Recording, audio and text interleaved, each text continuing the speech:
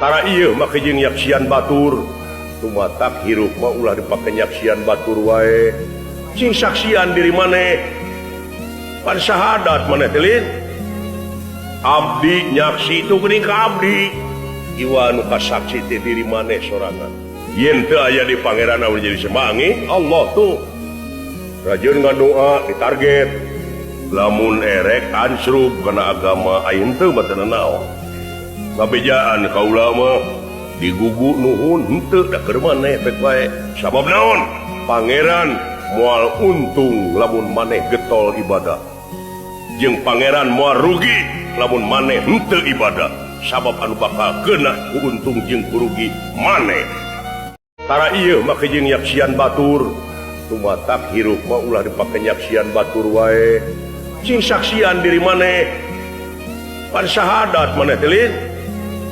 abdi nyaksi itu geuning ka abdi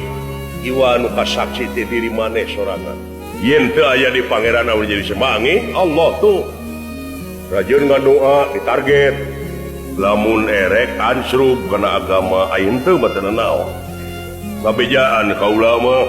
digugu nuhun henteu da keur maneh pek wae sabab naon pangeran moal untung lamun maneh getol ibadah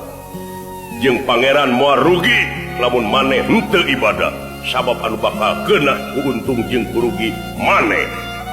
tara ieu make jeung nyaksian batur tumatak hirup mah ulah dipake nyaksian batur wae cing saksian diri maneh pan syahadat maneh teh lin abdi nyaksi itu geuning ka abdi jiwa nu kasaksi teh diri maneh sorangan yen teu aya di pangeran anu jadi semangi Allah tuh rajin ngadoa ditarget lamun erek ansrub kana agama ayeun teu batana naon kabejaan kaula mah digugu nuhun henteu da keur maneh pek wae sabab naon pangeran moal untung lamun maneh getol ibadah jeung pangeran moal rugi lamun maneh henteu ibadah sabab anu bakal keuna ku untung jeung ku rugi maneh